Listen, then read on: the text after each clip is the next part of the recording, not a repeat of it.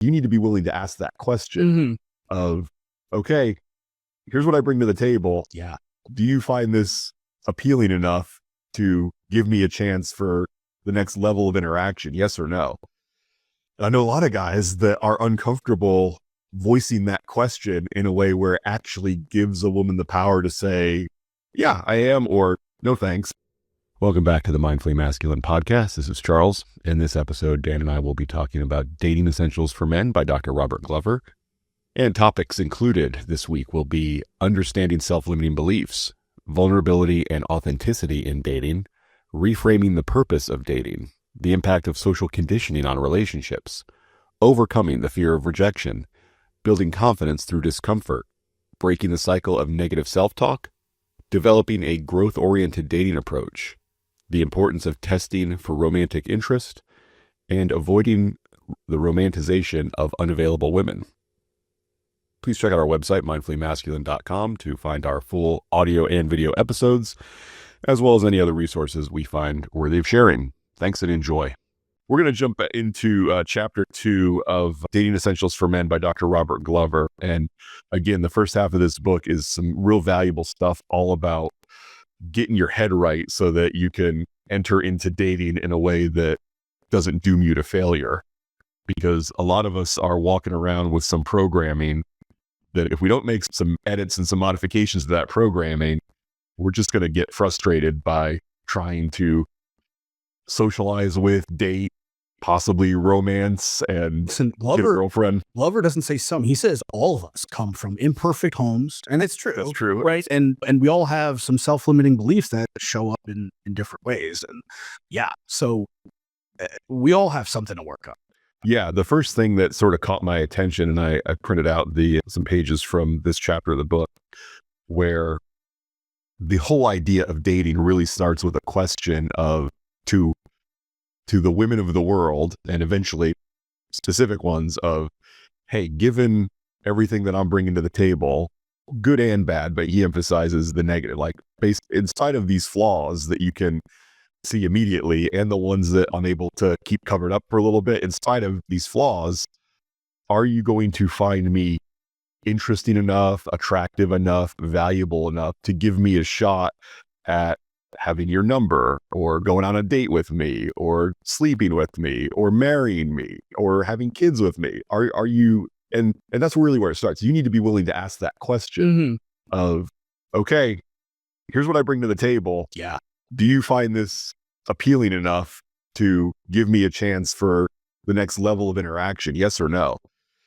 And I know a lot of guys that are uncomfortable voicing that question in a way where it actually gives a woman the power to say, yeah, I am, or no, thanks, I'm not interested. And that's scary. And I think that's why a lot of guys, myself in the past included, will try to get that closeness and that relationship with a woman without actually feeling like we have to be vulnerable enough to ask for it. Yeah. And that's how guys end up in what they call or consider the friend zone. Or the other thing is covering up a lot more of who you are because you're afraid that's not going to meet her standards or criteria based on assumptions that you're making. Not even a lot of times it's not even proven facts or information that you have. It's guesses that you're making based on your previous experiences. And a lot of times that's inaccurate. And now you are basically selling something that isn't reality. Yeah. And so it's like, all right, so like the car dealer gives you one car to test drive, but then when it's time to sign the paper and get the keys, it's like, it's a completely different car.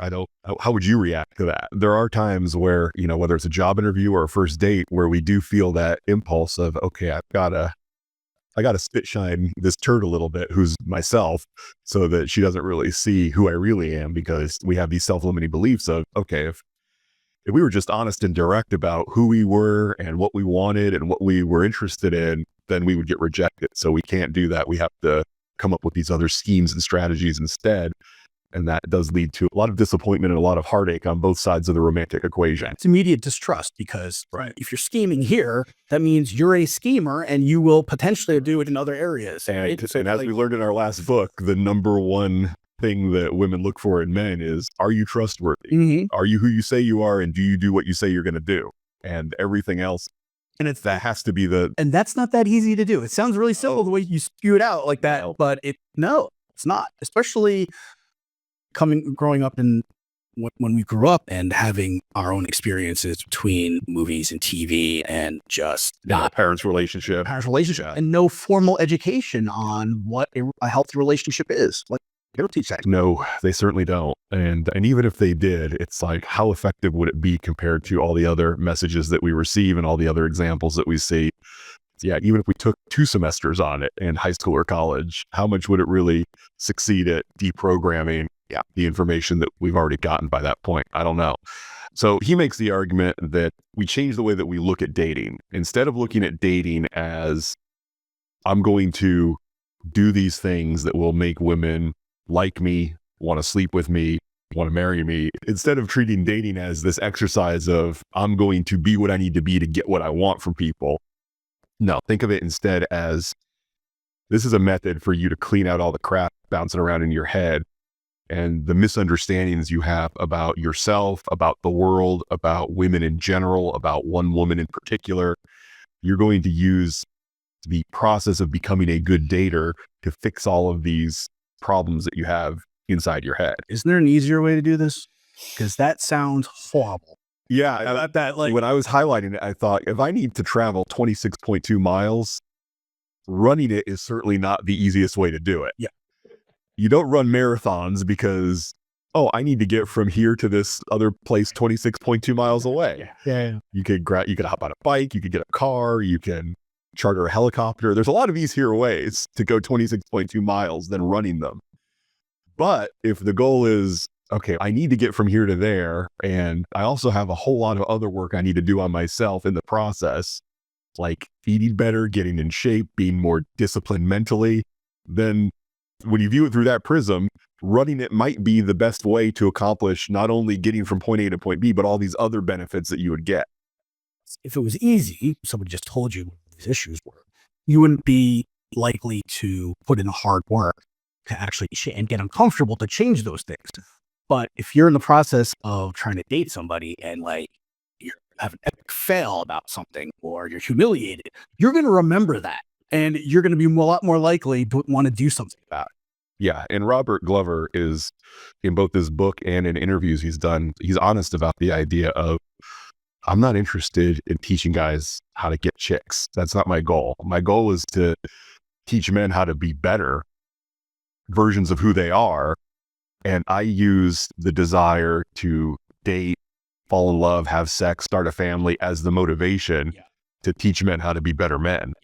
And then he says, when I started challenging these self-limiting beliefs and I started asking myself these hard questions and I started saying, I'm going to subject myself to anxiety-inducing experiences, he's like, every other aspect of my life took off. My business, my friendships, all parts of me being me got better when I was willing to say, okay, I'm going to tolerate the difficulties and the anxieties of becoming a better man in trying to get better romantic relationships. And it just affected every other aspect of his life. The older I get, the more I realize that life exists outside of your comfort zone, or a good life, happy life, a fulfilled life. You don't have to go that far out of your comfort zone, but I think that needs to be a regular practice. Yeah. Otherwise, you're just going to be the same old every day. Yeah, because how many... Some people, that might be okay for some people, but it's not. Yeah, how many... I think about this all the time. How many of us guys, from the day we left high school or college or the military, like how many of us just spend every day doing stuff we know we can do? We just wake up every morning and do things that, like, yeah, I did this yesterday, so I'm not going to have any problem doing it today. And that turns into, yeah, I've done this for the last 10 years. Every day for the last 10 years, I've done this, so I can probably do it today too. And yeah, it really feels like the exciting parts of life are when you wake up and decide, all right, I'm going to do something today I've never done before. And it might work, it might not work. I don't know. I don't know what's going to happen. And yeah, I think that's a better life. And for some people that is running a marathon. And for some people that is just, I'm going to say, You're right to the fridge. I'm going to say hello to a stranger, or I'm going to say good morning to someone on my morning walk. And I mean, you can start as small as you need to do those new things. And yeah, if it's something you're nervous about, there's probably an interesting reason why. And it's probably what you need. Right, exactly. Okay, so he gets into some of the categories of self-limiting beliefs that we experience and what the sort of targets are of those self-limiting beliefs. There are some that are going to be about yourself, like I'm too fill in the blank, fat, poor, shy, whatever, or I'm not rich enough, I'm not tall enough, I'm not young enough, I'm not old enough, I'm not whatever, to get the attention and affection of the kind of women that I'm attracted to. Every woman that you're attracted to, you don't meet any of the qualifications. It's impossible for you to know. I know. Or even there's, funny thing is, we all do it. I've done it, you know what I'm saying? But it's crazy. If you really break it down and think about that statement for a minute, it's impossible to know. And so why would you believe that? And it's just because you probably had a few, what he talks about, we've had a few experiences. Yeah, and starting in middle school usually. Yeah, and then we apply that to everything. Yeah, and even I'll give these SLBs, self-limiting beliefs, a little bit more grace than you are. We might just have one, where it might just be, there's one thing about me that makes me appealing to every girl. Oh yeah, you only need one. It really does. Yeah. It only takes one. I'm too short, I'm too tall, I'm too poor, I'm too whatever it is, I'm too thin, I'm too fat, I'm too young, I'm too old, whatever it is that you're zeroing in on to be, okay, this is my past. This is my reason. I don't have to compete in the dating marketplace because I've got this one thing that makes me a bad choice. And it's okay, well, congratulations. You're off the hook. You're off the hook as long as you're willing to give up. Can't complain. This relationship. You're not getting what you want. Yeah, you desperately want the companionship and the love and romance of a woman in your life, but you've decided, no, there's this one thing about me that takes that off the table. So I'm still going to desperately want this thing, but now I've given myself a pass where I don't have to do anything to get it. And yeah, I think particularly now, a lot of young men find themselves in that position where they've decided I'm not willing to compete in the dating marketplace. And yeah, he digs into this scientifically quite a bit. Apparently his brother's name is Danny Glover. Yeah, I thought that was funny. Yeah. But I thought it was fascinating the way he really made it simple and explained it. Like, our brains as kids aren't fully developed yet. Right. And so basically where all our emotions come from is the primitive brain. So we might have an experience where a woman rejects you, and then that kind of gets registered. And at that point now, the way your brain works is it's always going to look for confirmation of that experience to believe that it's true. So now you're going through your whole life just reinforcing that one experience that you had, and you're looking for it in all these other ways. And so now it becomes like a deep rooted belief. And so in order to undo that, it's going to take some work. Yeah. And that paradigm effect or confirmation bias, whatever you want to call it, it happens with the news that we get. A lot of us our age and younger get the majority of our news off social media. And it's so easy when Instagram, Facebook, Twitter, whatever suggests a news source that we've already decided we don't like. I'll unfollow that. And so I want to make sure that I only get information from people I already agree with. And I'll seek out more people that I already agree with. It's much more pleasurable. Yeah. I don't want to see that guy. That guy doesn't think the same way I do about whatever, foreign policy, fiscal policy, whatever it is. No, I'm not like him. I don't want to hear from him anymore. We all do it. And then, it gets easier and easier to only expose yourself to the things that you already believe are true. And we certainly do that about ourselves as well. It's like every negative reaction or every time somebody looks at me in a way that doesn't feel good, it's because they see this thing about myself that I've already decided I hate and it's not attractive. So that's what they're thinking about when they look at me. And where 10 other people could look at me in a positive way, and I'll just push that off to the side, never pay attention to it, and focus on the confirmation of I am too short. This sucks.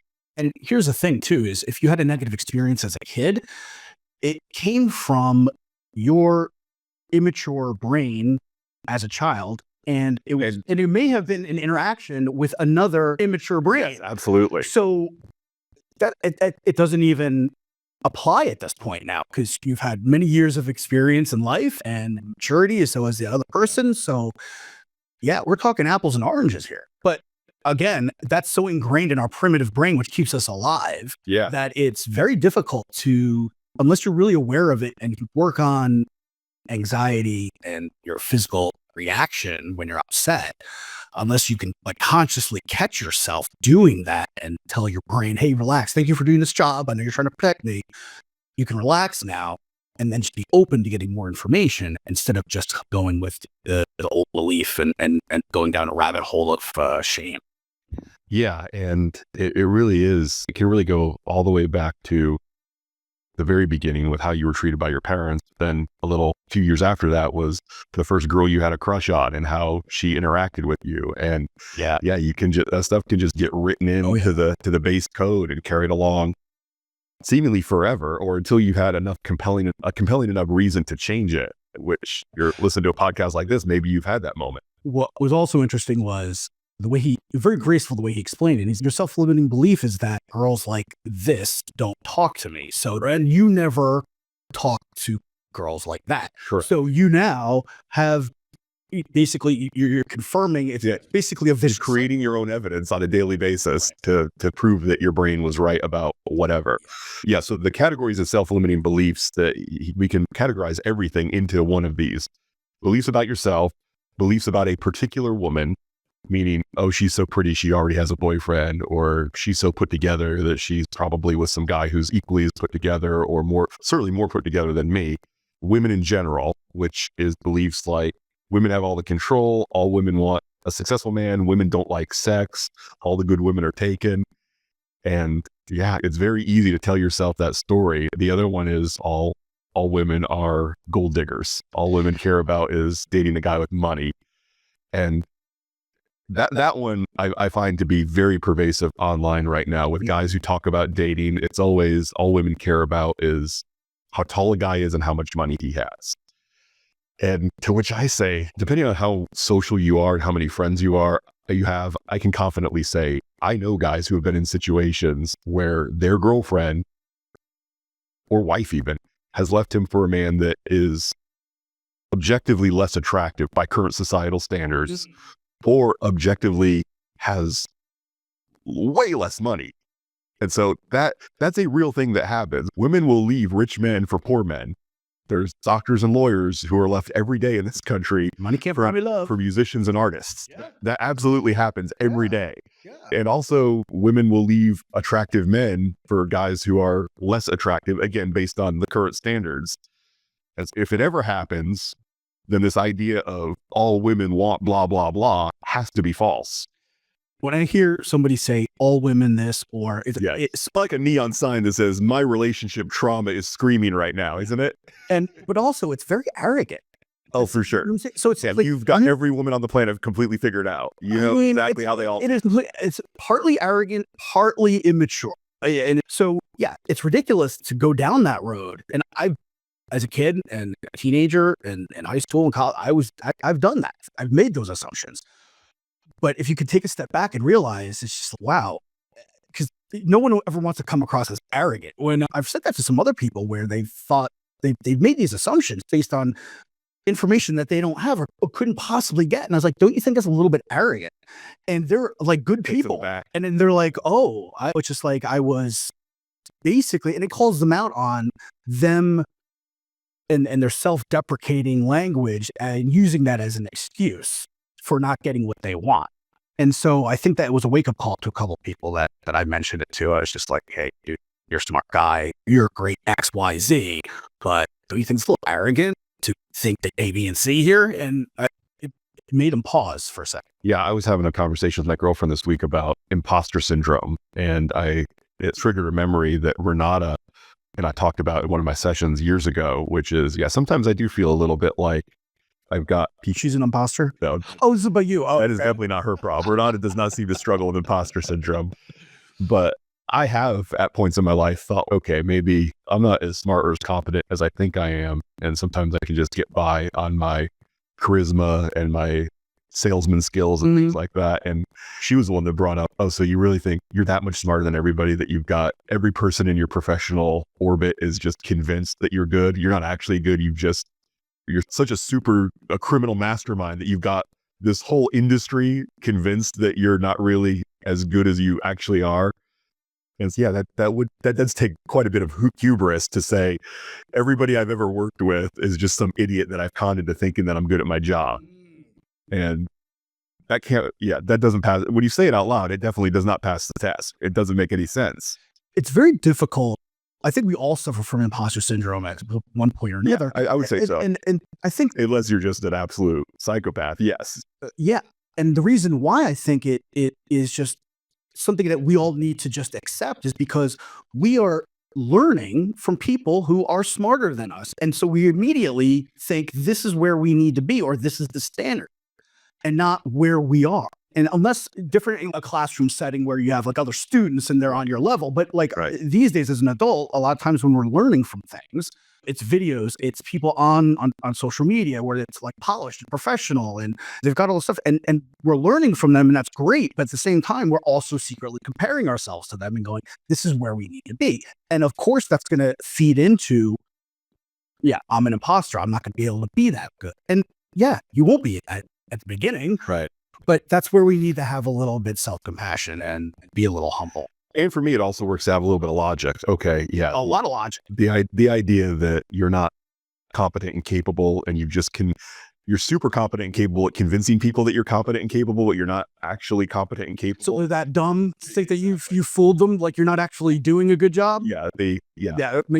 Occam's razor that all things being equal, the simplest explanation is probably true is, oh no, I probably am just decent at my job and people probably like working with me because I'm enjoyable to work with and not because I've cast some sort of a spell on everybody and convinced them to thinking that I'm something that I'm not. Okay, he gets into one interesting thing is the emotionally laden language that we use, which is how this can expose some of our SLBs with the way that we talk about ourselves and the stories that we tell. And he gives some examples like, she shot me down versus she said no, or I blew it again versus it didn't work out. And sometimes the way that we tell a story about how an interaction may have gone with a woman will reveal a lot of where we're coming from and how we feel about ourselves. Also reinforces how we Correct. Exactly. Yeah. When you hear yourself talking that way about yourself, you believe the messages that your brain tells you. So if you're someone who says, and the last one that he uses, which I really like, his position on rejection, the word and the concept of what is rejection. When you ask a girl out for coffee and she says, oh no, thank you. Is she rejecting you or is she just expressing a lack of interest or low enough interest that she doesn't want to go out with you? And that's why I think some of us have probably experienced rejection either from a parent or from, if you're with a partner for a long time, like a year or more, and they break up with you, that's pretty hard to handle because it's okay, this person got to know me pretty well and saw exactly what I am and am not about. And then at that point they said, you know what, thanks, but no thanks. I'm not interested anymore. That is difficult, but our brain wants to make that the same as asking that stranger out for coffee. Like our fear is triggered. Oh, if she says no, this will feel just as bad as the time I got dumped by my wife. And so I'm better off to not even bother asking her. But it's really not the same. Your brain wants to tell you that it's the same, but it's not the same. Having somebody who says, no, thanks, I don't want to go out with you, when she knows this much about you, should not feel as painful as my wife left me. Here's why it's also not the same. She's not the same person. Correct. It's always a different person. Right. It will never, ever be the same. Correct. Yeah. No relationship that ends and no first date rejection is ever going to be identical to another one that you experience. And it will get easier, especially, and that's why Glover in this book emphasizes the idea of get to know as quickly as you can, because the faster you get to a no response from someone, the less it's going to hurt you. Mm-hmm. Guys, I've seen it in myself and in my friends. It's like that fear of giving a woman the power to say thumbs up or thumbs down is so paralyzing. That's how we find ourselves in the friend zone for 2 or 3 years with a girl that we've got a crush on. Yeah. And I think that happens because our minds start fantasizing about a life that is not reality for this person. Yes, they didn't know you as long as you were married to your ex-wife in the example that you were getting, right? But in your mind, if let's say this isn't a woman that you just saw out at a bar somewhere or at a coffee shop. This is somebody that you know, and you're talking about being in the friend zone. Those 2 years, you're fantasizing. You're not thinking about, oh, what great friends you're going to be. You're just like walking down the road and hey, pal. That's not what guys do. And so they're living and they're feeling these emotions as they're replaying it in their minds. And so now you have built up a year or two of these connections and these like strong feelings and everything else like that. So yeah, it's going to sting a lot more if she does reject you. And so then you just push it back. Right. And just taking what you can get. Correct. And I think one of the main benefits of doing this kind of internal work when it comes to the way that you perceive of dating, relationships, and romance is you've got to get yourself to a point where when you are evaluating a woman for going out on a date or having a future with, is an absolutely rigid deal breaker for me is a woman has to be romantically attracted to me and willing to express that. I am not going to get caught up and infatuated with some woman that I don't even know if she has romantic interest in me. Yeah, because that's not, because that's what a girlfriend or a partnership is. It includes romance and sex and attraction and companionship and all of these other things. It's not coupons, right? It's not a chauffeur, right? That's not what that's what a normal, widely understood relationship requires and it is comprised of. And so to be in one and you're not having the basics being met, right? You have to get to the point where you waste your time. And I know it's not up to us. We don't get to choose what emotions or feelings spring up inside of us, but we do get to choose which ones we are going to feed and nurture and care for and have grow and grow and grow. And you got to get to the point where I am not willing to let myself feel strong romantic attraction for women that have not expressed any interest in me. And that's why, again, so you get to know as quickly as you can. Hey, I'd be interested in getting to know you better. You want to get a coffee? Oh, no, thank you. I'm not interested. Okay, then I'm going to turn around and walk in the other direction and not continue to put myself in her proximity and continue to think about and ruminate on what future we could have. She says she doesn't want it right now, so believe her and move on.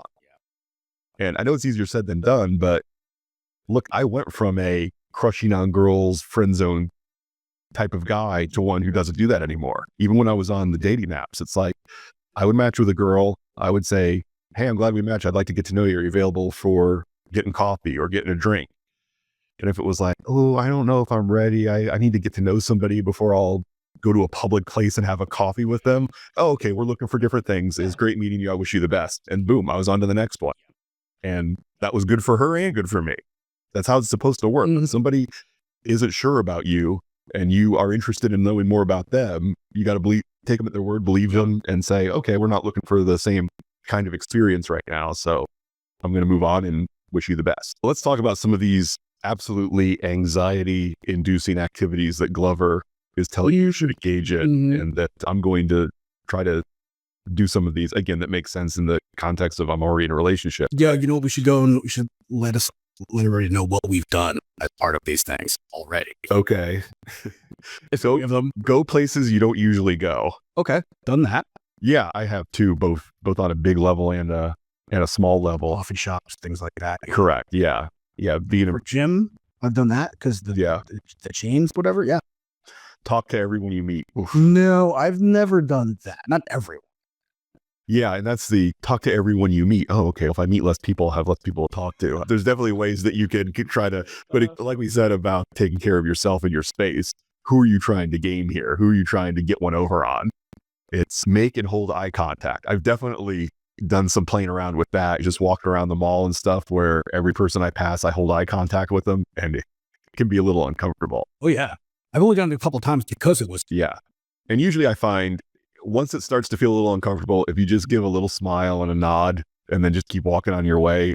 So that's one of my self-limiting beliefs is anybody who stares is a psychopath or a pervert or whatever. So those are all, and it's, I think it's all from movies, not from real life or television shows. No, science tells us the opposite. Science tells us it's the predator who, as soon as he gets caught looking, looks away. Yeah. So that's the thing is I'm not intentionally like looking and then as soon as they look, I look away. I just do a perusal kind of thing, just seeing where everything's going. Usually I'm not intentionally making eye contact unless it was we had talked about doing that and practicing that. But I could see that. Yeah, that's worse, like looking away like that. Yeah. That response of, oh, I just got caught doing something I'm not supposed to do, and to look down especially, that's the, if you do a little digging into women in particular, friends or women that you know, yeah, it's not the, oh, I caught a guy looking at me that creeps them out. It's, I caught a guy looking at me and he immediately looked away. That's the creep. That's worse. Absolutely. Yes. If a guy locks eyes with a woman briefly and then gives her a little smile or a head nod and then just keeps going on his way, never talks to her, never interrupts her. I don't know any woman who's explained that exact situation to me and felt like, oh, I felt really unsafe or really creeped out by a guy who, we made eye contact, he smiled, and he just kept walking, he left me alone. That is almost the safest scenario, is to do that. Yeah, that's something I've challenged myself with when I've been around the mall. Yeah, make eye contact with everybody. If they hold it for a second, give them a smile, and then just keep walking. You don't have to interrupt them. You don't have to insert yourself into their day or their life. You just keep going. I feel like I'm inviting them into my life if I'm staring at them like I want something. And so that's one of my other reluctances as a kid. They can decide if they want to say hello to you or not. Yeah, absolutely. No, I get that. I just feel like it's just provoking somebody. I don't know. That's me though. Yeah, but I think, again, that's where the smile and the nod, especially if it's dudes. I mean, it's not like I've done it with, when I've gone out and decided I'm going to do this, I'm going to do it with everybody. And sometimes, yeah, a dude will look at me and he'll hold it for a second and I'll just give him a little nod of the head and I'll keep going. Does he look you up and down? Kind of doing one of those? I mean, everybody does, especially when I wear my 5-inch shorts. So yeah, making and holding eye contact. And I think that is also something that we've talked about in previous episodes on how you can, there's different levels of trying that out that you can experiment with. Ask a woman to meet you for coffee. Yeah, that's a little bit bigger than making and holding eye contact, but I've never done that to a I have not either. I've never done what they would call a cold pickup, where you just see somebody in public. And we'll talk about why Glover's not a big advocate of cold pickup either, of just finding a stranger. And what's the criteria that you're evaluating here? Like, and look, if it's a complete stranger, it really does come down to, I think I'd like to see you naked. So therefore that's enough. That and only that is enough reason for me to approach you and introduce myself into your life. Yeah. And that's not. One of my beliefs of myself is that I'm shallow. And so if I were ever to do that to somebody, immediately my mind goes to, I'm being shallow. I'm showing this person that I'm shallow. Yeah. And if you've seen someone a little bit and how they interact with people and you find something attractive about, that's one thing, but just walking into a brand new bar, nightclub, cafe, whatever, and you just see the prettiest girl and you just immediately walk up to her and ask her out for coffee. I'm not saying there's anything ethically wrong with that, but number one, I'm not going to do it because I'm not comfortable doing it. And number two, I don't feel like it has a high probability of success. Yeah, I think there's got to be a little bit more detail that Glover's leaving out here, because I don't think that would work in almost any situation without a little preamble, a little conversation first. Oh, hey. And some indicators of interest from her. Yeah, I'm a Cowboys fan too. Blah, blah, blah. And Glover's whole thing is, and we'll get into this later on, I think in the next section of the book, don't be banging on locked doors. When a woman opens the door for you, all you have to do is walk through it. And so at one point, asking her out for coffee might be, she may have given you all the indications and all the signs that the next thing you should do is ask her for coffee. He's not saying walk up to complete strangers and say, hey, will you get coffee with me? But there is a time in the process of testing for a woman's interest that the next logical step is, hey, you want to get some coffee? I thought it was literally just walking up to somebody and going, hey, you want coffee? He's just putting this on the list of things that uncomfortable, anxiety-inducing things that you will have to try at some point. Got it. Okay. Not that you should be doing these to get out of your comfort zone now. Okay. The next one is tell a woman to give you her phone number. Again, walking up to a stranger and saying, give me your phone number. Yes, that is going to be. And your social. Yeah, that's going to be a high risk maneuver that will usually not work for you.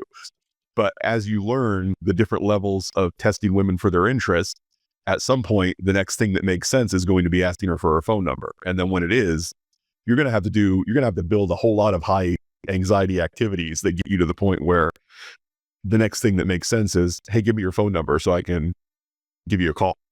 That will make sense at some point, but not right when you walk into a room and you see a pretty girl and you just decide, okay, what I'm going to do is walk up and say, give me your phone number. Good luck.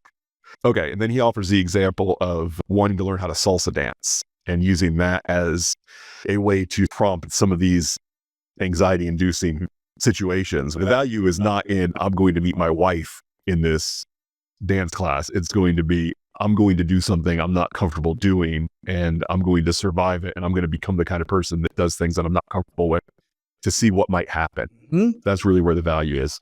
We already talked about the section on why you started lying to yourself. Basically, when you're in middle school and you're crushing on a girl who may or may not be crushing back at you, you're both going to be very sloppy and awkward with the way that romance or those romantic intentions express themselves. It's going to be, in almost every case, it's going to be rough because you're learning how to be people, much less learning how to be people who are attracted to the same or opposite sex. And you're going to run into some pretty sloppy interactions, and that can really be carried forward into your history with romance and dating for the rest of your life. Yeah. And being able to just say, I was just a dumb kid and she was just a dumb kid, and we did what came natural to us and it was probably the wrong thing. There's value in being able to just discount some of that and say, because most of the women that you interact with now are going to have at least some clue on how to talk to a man, what they're interested in a man. You could cut through some of the level of bullshit that you absolutely had to deal with when you were a middle schooler who had a crush on somebody. Yeah, we also talked about how your mind is going to continually reinforce the things that you already believe to be true. And again, we'll say something we say all the time. If what you're doing now is working for you, then you don't need to listen to us or Robert Glover or anybody else. If you're completely satisfied with the results that you're having, I don't know why you're listening to the podcast in the first place. But if you are not satisfied, it seems to make sense to say, okay, part of the reason I'm not satisfied might be because I believe things that aren't true. And I'm relying on the beliefs that I have about things that are not true to get me to where I want to go. And so you got to be open to letting some of those ideas go. If you're not completely satisfied with how your life's going, you got to be willing to say, okay, is this the result of me believing some things that I just got wrong? And that's scary. Most of us don't want to go down that road because we'll start questioning everything. Yeah, we'll accept familiar discomfort over unfamiliar comfort. Absolutely. And we find ourselves stuck in situations, whether that's jobs or relationships or lack of relationships that we're not particularly satisfied with, but you know it, you're comfortable with it, you know what to expect tomorrow morning when you wake up, you know what life's going to look like. Yeah. And people will get comfortable expecting some pretty miserable things just because they're comfortable. And we are encouraging you not to do that. Yeah. Knock it off. Be willing to say, okay, some of the things that I'm certain of may not be true. And I'm willing to at least temporarily experiment with letting go of those beliefs and trying something else. Get humble, everybody. You're not going to fail or succeed until you try first. 100%. And whether it's dancing or whatever it is, put yourself out there and say, yeah, I can attempt this, and no matter what happens, I'm going to be okay. Yeah. Have a try. You're going to starve. You're going to go to jail most of the time. Right. Yeah. What you tell yourself, the negative potential downsides are probably completely made up in your head, where it's going to be either upside or neutral side to whatever attempt you make. It's either going to be a wash or it's going to be something good's going to happen. I think regardless, you could say something good happens because you get more information. Regardless of what happens, right? You get more information now. And so your identity changes into somebody who's willing to try difficult, uncomfortable things. So it's win-win. Right. So get out there and do something. I'm going to ask you next week something you did between recordings that you are uncomfortable with. The very next recording we're about to do in a few minutes, but next week when we get together, I'm going to ask you about something. Yeah, sounds good. All right. Thanks, Dan. We'll talk to you next time. Thank you so much for listening to the entire episode start to finish. Dan and I really appreciate it. Again, please check out our website, mindfullymasculine.com, where you can find full audio and video episodes, as well as any resources we find worth sharing. Thanks. We'll talk to you next time.